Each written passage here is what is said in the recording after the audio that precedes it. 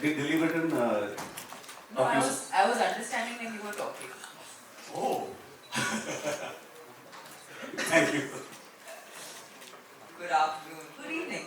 Good evening, everyone. Sorry, we've been here promoting for a while, so lost count of time. But thank you. Ellarukku romba romba nandri. It's so lovely to see the entire press here and supporting us for Bandra. Kochi is always special for me. It's my first Malayalam film, so I need all the love and support from you guys for Bandra. And I think it's a dream team. I couldn't have asked for better. Arun sir, Dileep sir, Dinu, Sam, the entire cast and crew is super special, and we've made this film with a lot of love. So I really hope you guys enjoy it. And yeah, I'm super excited. It's my first Malayalam, so you can only imagine my excitement. Thank you so much, Tamannaah. നമുക്ക് mic നമ്മുടെ സംവിധായകനിലേക്ക് പോവാം. Gopi. Hello നമസ്കാരം. എല്ലാവരും കൂടെ വന്നതിൽ ഒത്തിരി സന്തോഷം. എനിക്ക് ആദ്യം തന്നെ പറയാനുള്ളത് ഞങ്ങൾ കുറച്ച് സമയത്തിൻ്റെ പരിമിതി ഉണ്ടായിരുന്നു. അതുകൊണ്ട് തന്നെ എനിക്ക് ഇത്രയും പെട്ടെന്ന് അവനെ ഒഴിവാക്കിയെന്നല്ല, അദ്ദേഹത്തിനെ പറഞ്ഞു വിടേണ്ടതായിട്ടുണ്ട്. കാര്യം ഞങ്ങൾക്കിപ്പോൾ തന്നെ നിങ്ങൾക്ക് അറിയാവുന്ന പോലെ ഓഡിയോ ലോഞ്ചിൻ്റെ ടൈമാണ്. ഓഡിയോ ലോഞ്ച് തുടങ്ങാനുള്ള സമയമായിട്ടുണ്ട്. അപ്പോൾ അതുകൊണ്ട് ഞാനൊരു ക്ഷമാപണത്തോടു കൂടി നിങ്ങൾക്ക് ആർക്കെങ്കിലും എന്തെങ്കിലും ഇദ്ദേഹത്തിനോട് ചോദിക്കാനുണ്ടെന്നുണ്ടെങ്കിൽ ചോദിച്ചാൽ അദ്ദേഹം പെട്ടെന്ന് മറുപടി പറഞ്ഞതിന് ശേഷം അദ്ദേഹം പോകുന്നതായിരിക്കും. അപ്പോൾ അതുകൊണ്ട് ഞാൻ കൂടുതൽ സംസാരിക്കുന്നില്ല. ആർക്കെങ്കിലും എന്തെങ്കിലും തമന്നയോട് ചോദിക്കാനുണ്ടെങ്കിൽ ചോദിക്കാം. Any questions to Tamannaah? I can park it now. If I'm ചോദിക്കാം. And after that she'll go and change her dress. Tamannaah, actor Siddharth ഒരിക്കൽ പറഞ്ഞു ദിലീപേട്ടനെ തമിഴ്നാട്ടിൽ അറിയുന്നത് രാക്ഷസ നടികൻ എന്നാണ്. അത് ഓപ്പോസിറ്റുള്ള ആൾ അഭിനയിക്കുമ്പോൾ അദ്ദേഹത്തെ ഒരു ഔട്ട് പ്ലേ ചെയ്ത് അഭിനയിക്കാനുള്ള ഒരു കഴിവ് ദിലീപ് എന്ന ആക്ടറിലുണ്ട് എന്നുള്ളത്. ബാന്ദ്രയിൽ ഒരുമിച്ച് അഭിനയിച്ചപ്പോൾ അദ്ദേഹത്തിൻ്റെ ആക്ടറിനെ എങ്ങനെയാണ് തമന്ന മനസ്സിലാക്കിയത്? It's interesting. I can understand his Malayalam, but I can't understand yours. You can translate. Yeah. Dileep സാറോட அந்த தமிழ்ல ஒரு டைட்டில் இருக்கு, ராட்சச நடிகர்னு சொல்லுவாங்க தமிழ்ல. ஸோ உங்களோட எக்ஸ்பீரியன்ஸ்ல working with Dileep, and how did you feel like when working together with Dileep sir? Dileep sir is the most warmest, nicest, kindest actor I've worked with. He really makes a lot of space for his co-actors, and why I called him the kindest is because he's not just worried about how he's doing in the shot, but he's worried about how everyone is doing, and he gives the space for everyone to shine without worrying about himself. Whenever I was performing with him, he was making sure that I got my best shot. So I really value actors like that, and especially after the body of work and the number of complex characters that Sir's already played. Just his sheer support has meant a lot to me, especially because it's my first Malayalam film, and you can only imagine how difficult the first few days of speaking the lines was. But he's a very, very giving actor, so he's super kind. You have earlier mentioned that Fahad Fasil is one of the best actors the country we have. So coming to Malayalam cinema, what was your initial thoughts, and how Bandra changed the thoughts? How's Malayalam cinema? I definitely think that the lines between languages in our country is blurring. So whether it's Malayalam, Telugu, Hindi, Kannada, the idea that I think we have as a country need to warm up to the idea that we are one country creating cinema in different languages versus diversifying the languages in our country itself, because we're one country, so it's all Indian cinema. But definitely I feel like whatever I have seen of Malayalam films, I think that some of the finest actors come from here, and it only got reinstated the moment I worked with Dileep sir and the moment I worked on Bandra. I hope it's my first, many of my films that I hope I do many, many more films in Malayalam in future. As you told, this is your first Malayalam film. So why so late, or what made you choose this particular film? I think it's important for an actor to keep evolving, and also to have life experiences as you grow. And I'm glad. I don't think it's too late. Actually, I think it's a good time that I've started working in Malayalam because of the life experience I've had and also of the experience of being on set.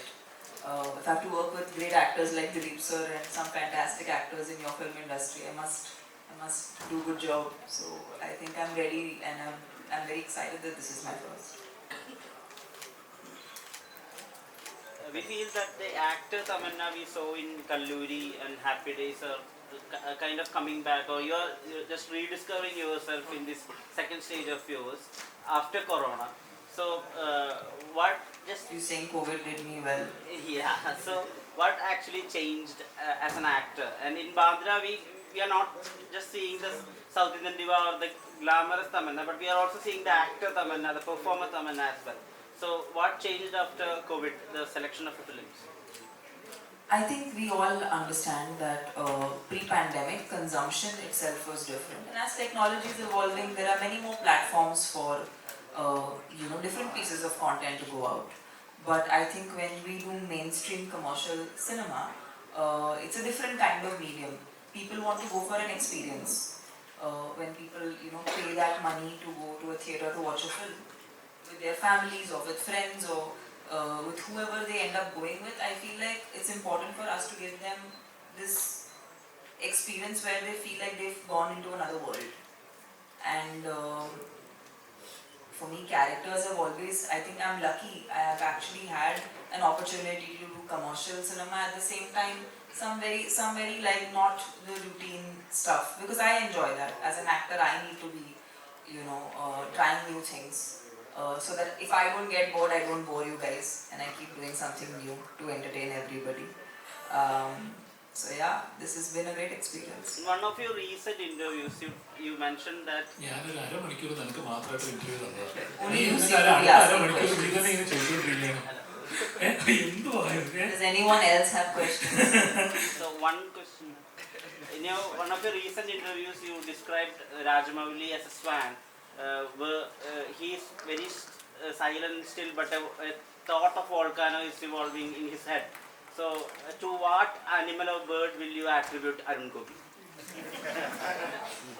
He's doing wonderfully as a human being. He's fantastic. I wouldn't attribute You're doing fab. You're a nice human being, Arun. You're a fab human being. Thank you so much, Sister Tamannaah. We'll Thank see you you. at the audio launch. Thank you guys. So Thank you so much. let's excuse Tamannaah. She'll be joining for the audio launch now. നമുക്ക് പ്രൊഡ്യൂസറിൽ നിന്ന് രണ്ട് വാക്ക് അടുത്തത് കേൾക്കാം to Shri Vinayaka Ajith sir.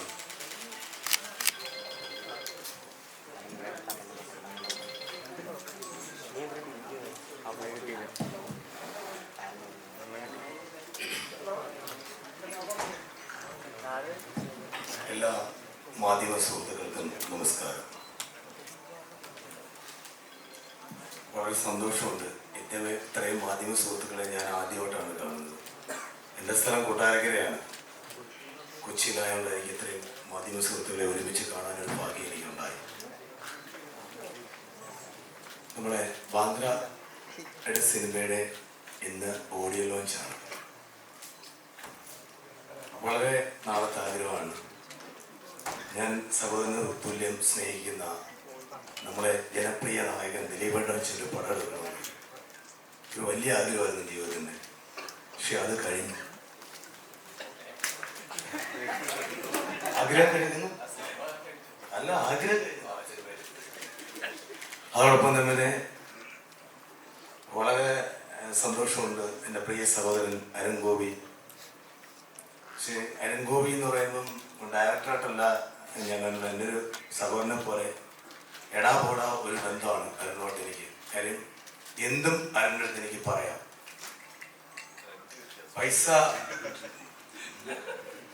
പൈസ മുടക്കുന്ന ഒരു പ്രൊഡ്യൂസറാകുമ്പോൾ പ്രൊഡ്യൂസർക്ക് വിഷമവും പ്രയാസവും കാര്യങ്ങളൊക്കെ ഉണ്ടെങ്കിൽ ഓപ്പണായിട്ട് അരുണിൻ്റെ അടുത്ത് പറയാം, അരുണേ അത് എന്തോ അരുണേ അത് നമുക്ക് അങ്ങനെ പോയാൽ എങ്ങനെയാ ശരിയാവുന്നത്.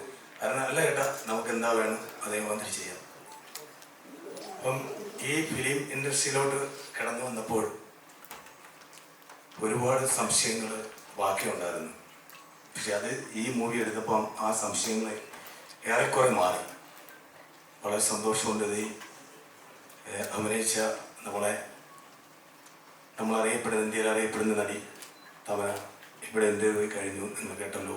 അതുപോലെ തന്നെ ദിലീപേട്ടൻ, അതോടൊപ്പം തന്നെ ഡിനു, അതോടൊപ്പം തന്നെ നമ്മളെ സംവിധായകൻ ശ്യാം, ഈ മറ്റ് ഇതിൽ പ്രവർത്തിച്ച ഒരുപാട് കലാകാരന്മാരുണ്ട്. നമ്മളെപ്പോഴും മനസ്സിലാക്കേണ്ട, നിങ്ങളായാലും ഇത്രയും പേരുണ്ട്, നിങ്ങളെ കൊണ്ട് എത്ര കുടുംബം കഴിയുന്നു. ഒരു പ്രൊഡ്യൂസർ, ഞാൻ ഈ പടം എടുത്തുകൊണ്ട് എത്ര കുടുംബം എന്നെ കൊണ്ട് കഴിയുന്നു. അത് ഈ കലാകാരന്മാരെപ്പോഴും നിലനിൽക്കണം. സത്യമുള്ള നാടാണ് നമ്മുടെ നാട്, പ്രത്യേകിച്ച് കേരളം. സത്യമെന്ന് ജയിക്കുമെന്നുള്ള വിശ്വാസം എനിക്കെന്നുണ്ട്. ഞാൻ ഒരു ഈശ്വരവിശ്വാസിയാണ്. എല്ലാ മതങ്ങളെയും ഞാൻ വിശ്വസിക്കുന്നു. നന്ദി, നമസ്കാരം. Thank you, Ajit sir. Let's hear from Dino More sir. I think this is not your first Kochi visit, I believe. So how do you find being here in Kochi and to Bandra working with Dileep? Firstly, namaskaram. Endu vishesham? Nalla vishesham? Thank you all for coming. This is my first large Malayalam film which I'm a part of. And I hope the second one, if I get a second film, then my next interview will be in Malayalam. Wow. I will try. I'm very familiar to Kerala and to Kochi. Not many of you all know, but my mother's side of the family comes from Kerala. But I didn't get to speak too much Malayalam growing up. Having said that, I want to thank the producer, Arun sir, Dileep, Cheta, for welcoming me and giving me this opportunity to be a part of this fantastic film, Bandra. When Arun sir narrated the story to me, at that point I realized that it's important to make my debut as an actor in the Malayalam film industry with this movie. I don't play a nice guy. I play a very evil character. He's bad. And I feel if I don't make you hate me in this film, then you won't love him. You have to love him, so you have to not like me. But that's the power of cinema and playing fantastic characters. I want to thank Arun sir for really giving us this wonderful story in Bandra. And most importantly, I have to say that working with the entire team has just been so welcoming from day one. The hospitality, the respect as professionals was unbelievable. When I first met Dileep sir on the first day of shoot, I would address him as Dileep sir. And then as we got to know each other, I wanted to hug him every time I see him because he's just like a brother. And they treated me like family. So the industry over here, I must say, is fantastic. It's great to be a part of the Malayalam film industry, and I hope there's many more to come. So thank you all. Thank you all for being here, and thank you for having me in Bandra. Thank you so much, Dino More. I look forward to Bandra. You are that character. And I would like to give microphone to the one and only the music director. നമുക്ക് എല്ലാവർക്കും അറിയാം, ഇപ്പം ഓടിക്കൊണ്ടിരിക്കുന്ന സിനിമയിൽ പോലും ഇദ്ദേഹത്തിന്റെ ആ മ്യൂസിക്കിന് ഒരു ബിറ്റ് കേട്ടാൽ ഭയങ്കര കൈയടി നമ്മൾ കാണുന്നുണ്ടാവും. തലപതിയുടെ പടത്തിലാണെങ്കിൽ പോലും ദില്ലിയുടെ ഒരു സ്വാഗ് വരുമ്പോൾ, ആ ഒരു പർട്ടിക്കുലർ ലൂപ്പ് വരുമ്പോൾ ആ കൈയടി കാണും. ബാൻഡ്രയിലും ഗംഭീരമായിട്ടുള്ള വർക്ക് ചെയ്തു വെച്ചിരിക്കണം, ഞങ്ങൾക്ക് എല്ലാവർക്കും അറിയാം. We waiting. So welcome to Kochi, please. Good evening all. Odiyan പിന്നെ RDX അതിനുശേഷം ചെയ്യുന്നൊരു വലിയ പടമാണ് എനിക്ക് ഇവിടെ. പക്ഷേ ഫസ്റ്റ് ഓഡിയോ ലോഞ്ചാണ് മലയാളത്തിൽ. ഹിന്ദി, തെലുഗു എല്ലാം ചെയ്തിട്ടുണ്ട്, പക്ഷേ ഫസ്റ്റ് മലയാളം ഓഡിയോ ലോഞ്ചാണ് എനിക്ക്. സോ വളരെ സന്തോഷമുണ്ട്. ബാന്ദ്ര ആക്ച്വലി നോർമലി ഇപ്പോൾ ചില പടങ്ങൾക്ക് മ്യൂസിക് എന്ന് പറയുന്നത് ഒരു എക്സ്ട്രാ ലെയർ ആയിരിക്കും. അതായത് ഇപ്പോൾ വിഷ്വലി അവർ ഓൾറെഡി കൺവേ ചെയ്തിട്ടുണ്ടാകും. എസ്പെഷ്യലി ഈ പടത്തിൽ എല്ലാവരും പെർഫോമറാണ്. ഇപ്പോൾ ദിലീപ് ഏട്ടനൊക്കെ ആണെങ്കിലും എത്രയോ കാലം ആക്ട് ചെയ്ത് അത്രയ്ക്കും പെർഫോമറാണ്. സോ എല്ലാവരും പെർഫോമർ ആയത് കാരണം ഓൾറെഡി പടത്തിൽ ഇവരെ എടുത്തു വെച്ചിരിക്കുന്ന എല്ലാ സീനിനും മ്യൂസിക്കിൻ്റെ ആവശ്യമില്ല. ആക്ച്വലി അത് കൺവേ ആണ് എല്ലാം. മ്യൂസിക് അതിൻ്റെ മേളിൽ ഇപ്പോൾ കൈദിയിൽ ചെയ്ത പോലെ, കൈദി മ്യൂസിക് ഇല്ലെങ്കിൽ പടം ഹിറ്റാണ്. കാരണം ആ പടം അങ്ങനെയാണ്. അതുപോലെ ഈ പടം ഓൾറെഡി അങ്ങനെയാണ്. സോ മ്യൂസിക് അതിലേക്ക് കയറുമ്പോൾ കുറച്ചുകൂടി അതൊരു വലിയൊരു ഒരു സ്ഥലത്തേക്ക് കൊണ്ടുപോകും എന്ന് ഞാൻ വിചാരിച്ച് ചെയ്തിരിക്കുകയാണ്. നിങ്ങൾക്ക് ഇഷ്ടപ്പെടും തോന്നുന്നു. പാട്ടുകളും ഇന്ന് ലോഞ്ച് ആകുന്നുണ്ട്, നിങ്ങൾക്ക് ഇഷ്ടപ്പെടും എന്ന് ഞാൻ എക്സ്പെക്ട് ചെയ്യുന്നു. ഇനി welcome welcome. Thank you so much, Sam. Okay. We'll also excuse Sam. He needs to go and come back. So Sam has joined us. Okay. ഇനി നമ്മളെല്ലാവരും എന്താ പറയുക, അതിൻ്റെ ലാസ്റ്റിലേക്ക് വെച്ചാൽ വേറെ ഒന്നുമില്ല. നമ്മുടെ ഏറ്റവും അടുത്ത ഒരാൾ സംസാരിക്കുമ്പോൾ വളരെ കാഷ്വലായിട്ട് സംസാരിക്കും. ഏറ്റവും ബെസ്റ്റ് ദിലീപേട്ടൻ കുറച്ച് വാചാലമാവുമെന്ന് വിശ്വസിക്കുന്നു. ബാൻഡ്രയിലെ കൂടെ എത്തുകയാണ്. പക്ഷെ ദിലീപേട്ടൻ്റെ സ്ഥിരം റൂട്ടിൽ നിന്ന് മാറിയുള്ളൊരു സഞ്ചാരമാണോ ഇത് എന്ന് കാണുമ്പോൾ ഒരു ഡൗട്ടുണ്ട്. കുറേ ചോദ്യങ്ങൾ ഇവർക്ക് ഉണ്ടാവും. ദിലീപേട്ട ഒരു ഗംഭീര കൈയടി ഇപ്പോൾ നമ്മുടെ ജനപ്രിയ നായകൻ ദിലീപേട്ടൻ. എല്ലാവർക്കും നമസ്കാരം. ആദ്യം തന്നെ വലിയൊരു നന്ദി പറയുകയാണ്. കഴിഞ്ഞ സിനിമ വോയിസ് ഓഫ് സത്യനാഥൻ നിങ്ങളെല്ലാവരും സപ്പോർട്ട് ചെയ്തു, അത് ജനങ്ങളിലേക്ക് എത്തിച്ചു, ജനങ്ങൾ തിയേറ്ററിൽ വന്നു. വലിയ സന്തോഷം. അതിന് ഞാൻ ആദ്യം തന്നെ നന്ദി പറയുന്നു. ഇത് ബാന്ദ്ര വലിയ സിനിമയാണ്.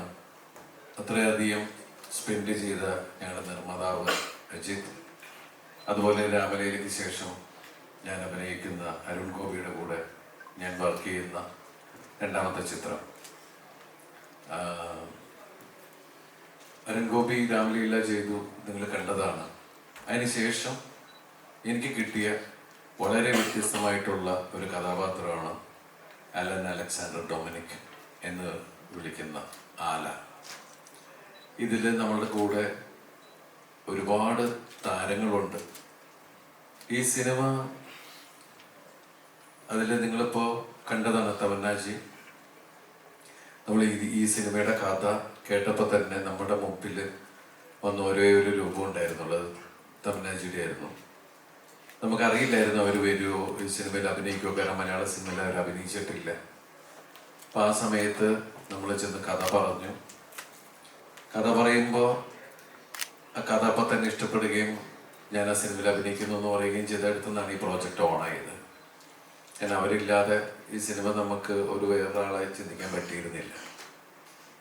അതുപോലെ തന്നെ ഡിമെമോറിയോ അദ്ദേഹം പറഞ്ഞ പോലെ നമ്മളൊരു അടുത്തറിഞ്ഞപ്പോൾ നമ്മൾ സ്ക്രീനിൽ മാത്രം കണ്ടിട്ടുള്ള, നമ്മൾ ഒരുപാട് ആരാധിച്ചിട്ടുള്ള ഒരു വലിയ ആക്ടറാണ്.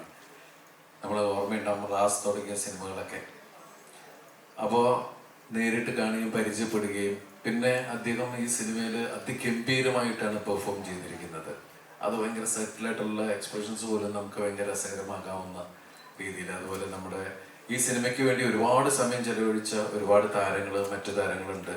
സിദ്ദിഖ, ഗണേശേട്ടൻ, ഷാജോൺ, അതുപോലെ ഇതിലെ മറ്റൊരു നായികയാണ് മമത, തുടങ്ങിയ ഒരുപാട് കലാകാരന്മാർ, Sarathkumar sir, V T Ganesh sir. അത് എല്ലാ ലാംഗ്വേജിലെ ആർട്ടിസ്റ്റുകളും ഈ സിനിമയിലുണ്ട്. അവർ സംസാരിക്കുന്നെല്ലാം അതേ ലാംഗ്വേജിലുള്ള ആൾക്കാർ. നമ്മളിപ്പോൾ ഇന്ത്യയുടെ പല സ്ഥലങ്ങളിൽ ചെല്ലുമ്പോഴും പല രീതിയിലുള്ള സംസാര ശൈലിയുള്ള അല്ലെങ്കിൽ ഏത് സ്ഥലത്ത് ചെല്ലുന്നു അവിടുത്തെ ലാംഗ്വേജ് സംസാരിക്കുന്ന ആൾക്കാർ. അങ്ങനെയുള്ള ഒരുപാട് രസകരമായ അല്ലെങ്കിൽ നമ്മൾ വേറൊരു ഡിഫറെൻറ്റ് ഫീല് കിട്ടുന്ന രീതിയിൽ തന്നെയാണ് ബാന്ദ്ര മേക്ക് ചെയ്തിട്ടുള്ളത്. ഇത് നിങ്ങൾക്ക് ഒരു സ്ക്രീൻ എക്സ്പീരിയൻസ് ഉണ്ടാക്കുന്ന സിനിമ തന്നെയാണ്. ഇപ്പോൾ നമ്മൾ ശരിക്കും പറഞ്ഞാൽ ഒരുപാട് അന്യഭാഷാ ചിത്രങ്ങൾ രണ്ട് കൈ നീട്ടി സ്വീകരിക്കുന്നവരാണ് നമ്മൾ മലയാളികൾ. അപ്പം നമ്മുടെ ഭാഗത്തുനിന്ന് നമ്മൾ കേരളം ഒരു കൊച്ചു സ്ഥലമാണ്. ഇവിടെ നിന്നൊരു സിനിമ ഉണ്ടാക്കുന്നതിൻ്റെ പരിമിതികളുണ്ട്. ആ പരിമിതികളെ കവർ ചെയ്തിട്ട് തന്നെയാണ് ഈ സിനിമ നിർമ്മിച്ചിരിക്കുന്നത്. അപ്പോൾ ആ സമയത്ത് നിങ്ങളുടെ സപ്പോർട്ടാണ് വളരെ ആവശ്യം. കാരണം നമ്മൾ മലയാളികൾക്കും ഇങ്ങനെ ഒരു സിനിമകൾ ഉണ്ടാക്കാൻ നമുക്ക് അതിനൊരു ശ്രമം, അത് നിങ്ങൾ കണ്ടില്ല എന്ന് നടിക്കരുത്. നിങ്ങൾ ആ ശ്രമത്തെ വലിയൊരു വിജയമാക്കാൻ നിങ്ങളുടെ സപ്പോർട്ടാണ് ആവശ്യം.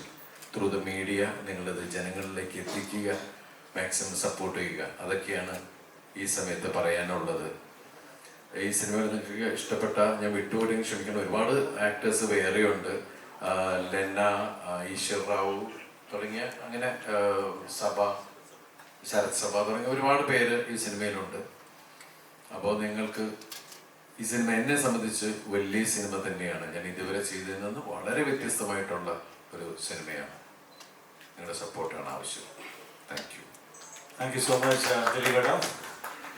അടുത്ത പ്രസ് മീറ്റിലേക്ക് പോകും. അതിൽ കണ്ണൻ ഇതിനകത്ത് ഗായകനാണ്, പാടിയ ആളാണ്. നമുക്കവിടെ സ്റ്റേജിൽ കണ്ണൻ ഒരു പാട്ടും ഉണ്ടാവും. അപ്പോൾ നമുക്ക് ജസ്റ്റ് പെട്ടെന്ന് നമുക്ക് Q&A പ്രസ് നിങ്ങൾക്ക് ചോദിക്കാനുള്ള കൂടെ ചോദിക്കാം ഇവിടുത്തെ. എന്നിട്ട് നമുക്ക് പെട്ടെന്ന് ഓഡിയോ ലോഞ്ചിലേക്ക് പോകാനുണ്ട്. So let's do it. Mic sound.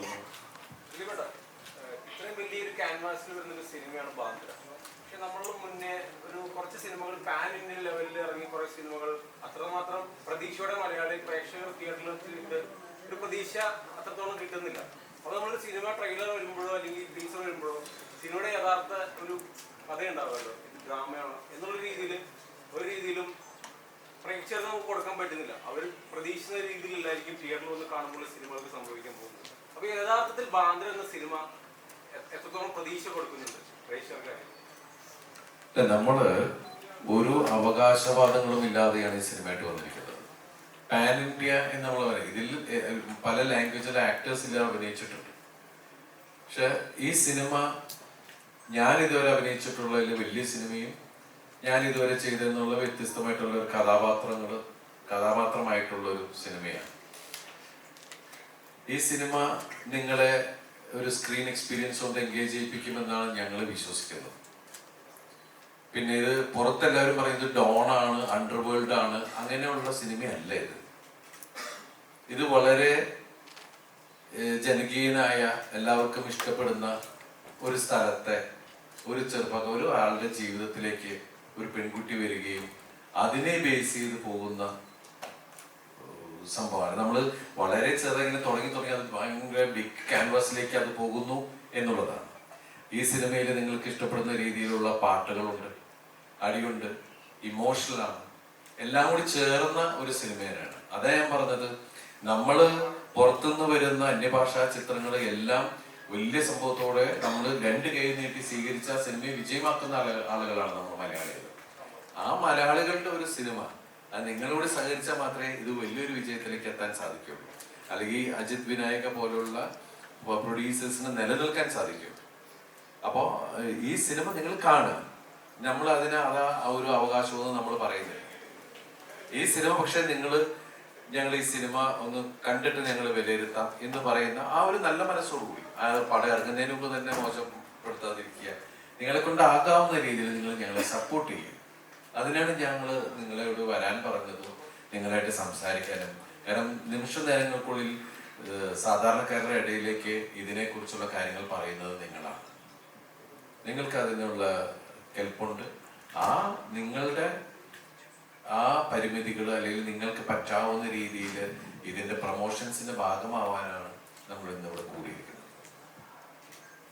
ദിലീപേട്ട, താങ്കളെ എല്ലാവരും തന്നെ ജനപ്രിയ നായകൻ എന്നാണ് താങ്കൾ തന്നെ പറഞ്ഞു. ഇതുവരെ അഭിനയിച്ച കഥാപാത്രങ്ങളിൽ നിന്ന് ഒരുപാട് ഡിഫറെന്റ് ആയിട്ടുള്ള കഥാപാത്രമാണ് ചെയ്തിരിക്കുന്നത്.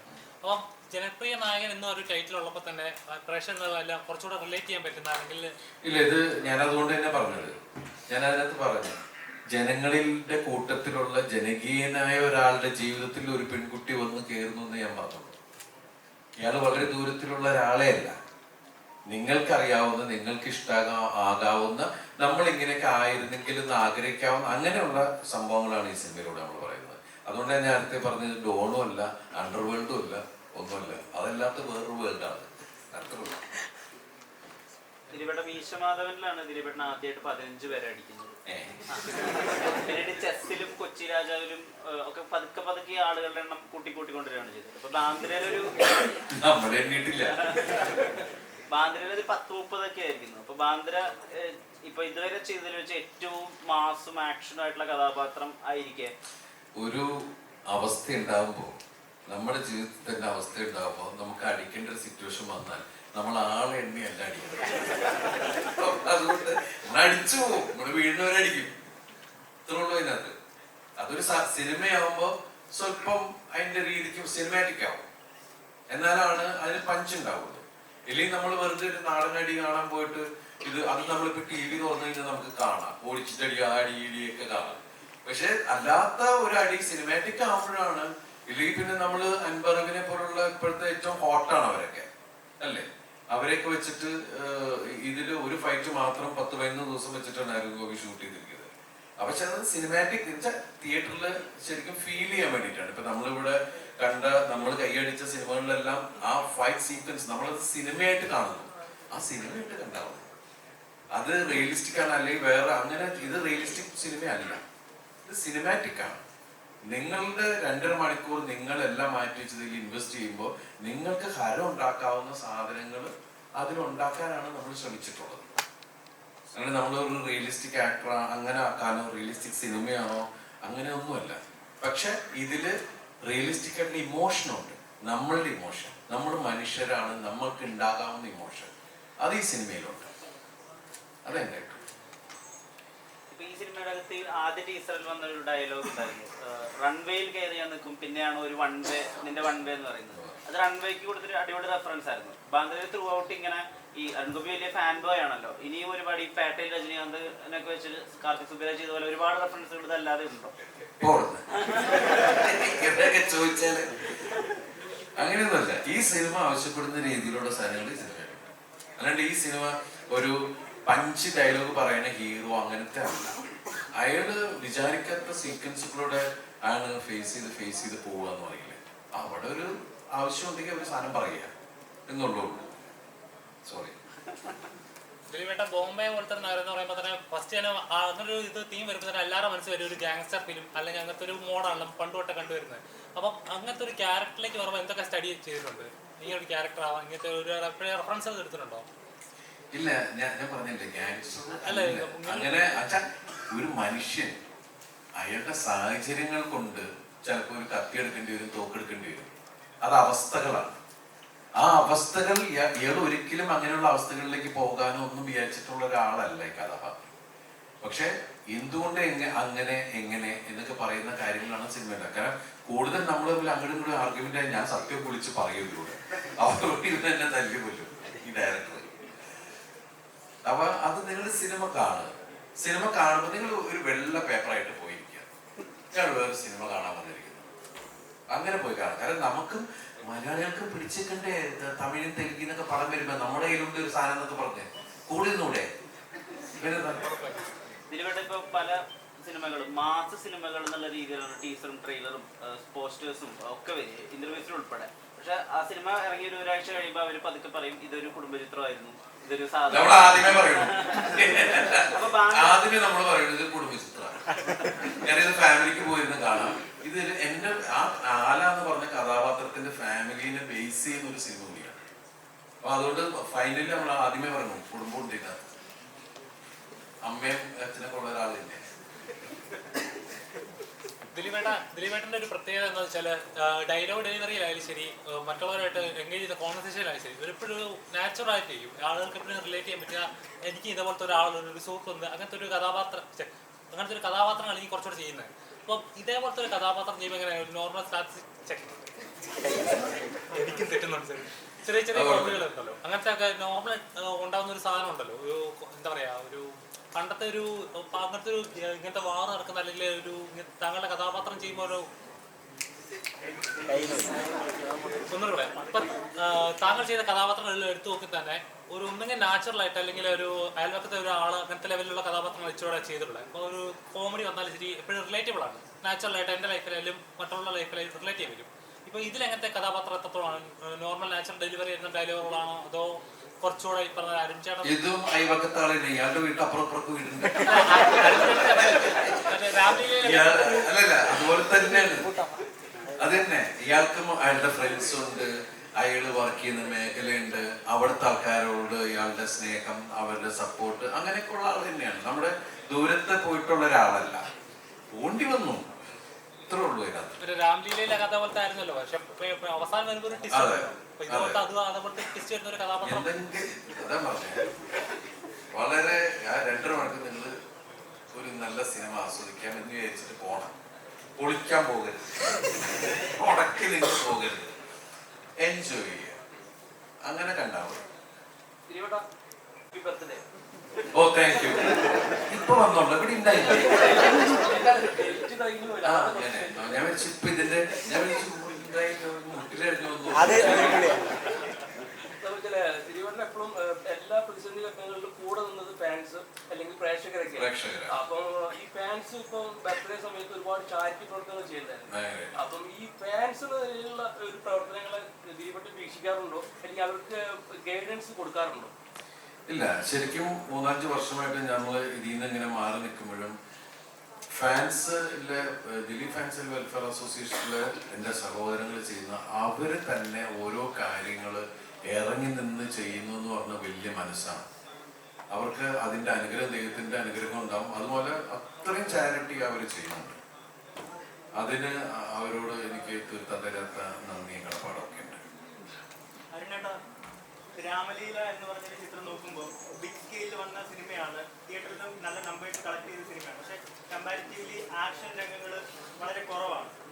വലിയ ആക്ഷൻ കാണിക്കാതെ തന്നെ സിനിമ ഹിറ്റാക്കാമെന്ന് തെളിയിച്ച ഒരാളോടാണ്. അപ്പം അതിൽ നിന്ന് സെയിം ആക്ടറിനെ വെച്ചിട്ട് ആക്ഷൻ ഓറിയന്റഡ് ആയിട്ടുള്ള ഒരു സിനിമ ചെയ്യുമ്പോൾ അതെങ്ങനെ ഉണ്ടായിരുന്നു?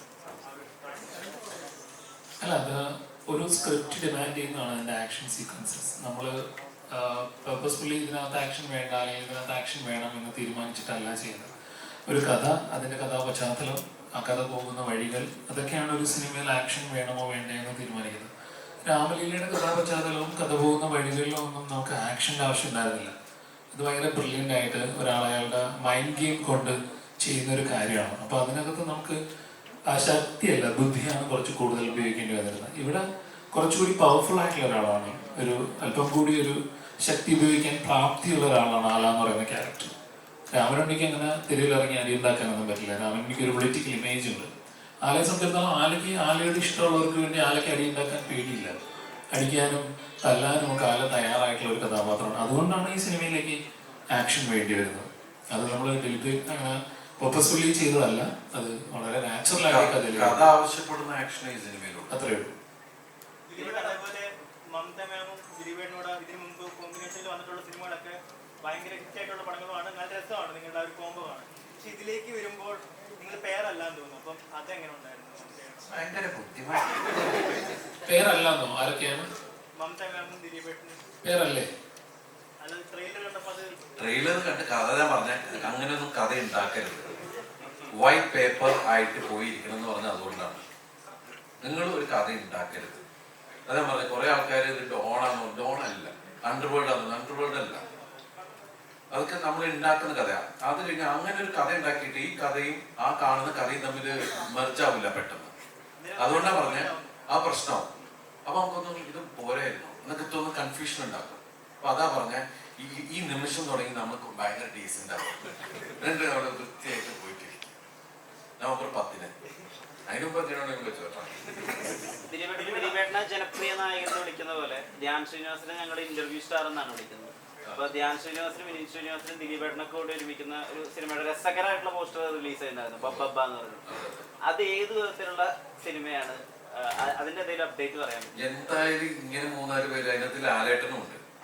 ഇത്രയും പേര് വരുമ്പോ തന്നെ ഒരു ഭ്രാന്തൻ സിനിമയായിരിക്കും. അതിനകത്ത് എഴുതിയിട്ടുണ്ട്, welcome to the world of madness. ഒരുപാട് ഹിറ്റ് എഴുതിയ ആളാണ് ഉദയകൃഷ്ണൻ. സമീപകാലത്ത് അദ്ദേഹത്തിനെ കുറച്ച് സംഭവിച്ചിട്ടുണ്ട്. സോഷ്യൽ മീഡിയ അദ്ദേഹത്തെ പരിഹസിക്കുന്ന രീതിയിൽ പല പേരുകളും ഉദയകൃഷ്ണൻ ഉപയോഗിച്ചു. അപ്പൊ അദ്ദേഹത്തിന്റെ ഒരു തിരിച്ചുവരവായിരിക്കുമോ ബാന്ദ്ര? അദ്ദേഹത്തിന്റെ വേറൊരു സിനിമയായിരിക്കും. അദ്ദേഹം എനിക്ക് ഒരുപാട് ഹിറ്റുകൾ തന്നിട്ടുള്ള, നിങ്ങളിപ്പോഴും ഏറ്റവും കൂടുതൽ 2ാം ഭാഗം ചോദിച്ചുകൊണ്ടിരിക്കുന്ന സിഐഡി മ്യൂസിയം, റൺവേ, വാളയാർ പരമേശ്വർ ഒക്കെ എഴുതിയത് അവര് തന്നെയാണ്. അപ്പോൾ നമ്മുടെ കരിയേഴ്സിൽ പലപ്പോഴും അപ്സ് ആൻഡ് ഡൗൺസ് ഉണ്ടാവും. അത് പാർട്ട് ഓഫ് ദി ഗെയിം എന്ന് പറയുന്ന പോലെയാണ്. ചിലത് നന്നാവും, ചിലത് മോശമാവും. നമ്മളിപ്പോൾ മോശമാകുമ്പോൾ വീണ്ടും നന്നാക്കാൻ ശ്രമിക്കും, അതൊക്കെയാണ്. അപ്പൊ ഇത് നന്നാവാൻ നമുക്ക് പ്രാർത്ഥിക്കാം. അപ്പൊ നമുക്കറിയില്ല വെച്ചാൽ ആ വിചാരിച്ച സംഭവങ്ങൾ ശരിയായില്ല, അപ്പൊ അതിന്റെ ചേരുവ നിങ്ങൾക്ക് ഇഷ്ടമായില്ല. അപ്പൊ അതുകൊണ്ട് ഓക്കെ, നമ്മൾ അടുത്ത ചേരുവ നന്നാക്കാൻ ശ്രമിക്കാം. അപ്പൊ അതുപോലെ ഇത് എനിക്ക് തോന്നുന്നു ഉദയന്റെ വേറൊരു തരത്തിലുള്ള സിനിമ തന്നെയായിരിക്കും.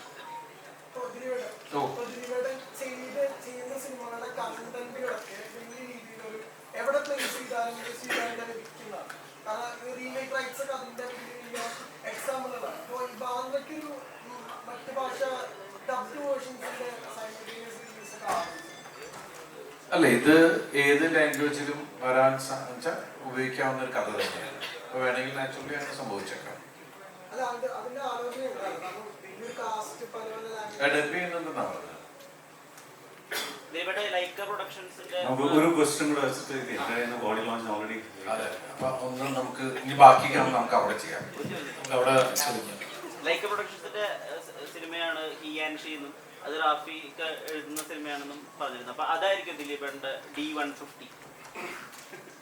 അതെ, അടുത്ത് ഇറങ്ങാൻ പോകുന്ന തുടങ്ങാൻ പോകുന്ന സിനിമ അതാണ്. ഗ്രാൻഡ് പ്രൊഡക്ഷന്റെ ഇതിലാണ് തുടങ്ങുന്നത്. അത് കഴിഞ്ഞിട്ടാണ് മറ്റുള്ള കാര്യങ്ങളിലേക്ക് വരുന്നത്. സന്തോഷം. അപ്പം നമുക്ക് ഓഡിയോ ലോഞ്ചിൽ കാണാം അല്ലേ? അപ്പൊ നിങ്ങളെല്ലാരും കൂടെ നിൽക്കൂലേ? ഉറപ്പല്ലേ? എല്ലാവരോടും സഹകരിച്ച് കൈ അടിക്കേണ്ട. കാരണം കൈ അടിക്കണമെന്ന് നിങ്ങളുടെ ക്യാമറ ഉണ്ട്. നിങ്ങൾ ഒരു കൈ കൊണ്ട് ഇങ്ങനെ കാണിച്ചത് എല്ലാവരും ഉണ്ടാവും. Thank you so much. Thank you so much. അപ്പോൾ എല്ലാവരും നമുക്ക് ഓഡിയോ ലോഞ്ചിൽ ഓക്കെ.